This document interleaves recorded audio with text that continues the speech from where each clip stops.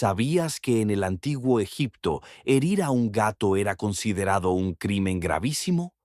Estos felinos eran más que mascotas, eran criaturas sagradas protegidas por las leyes más estrictas de la época.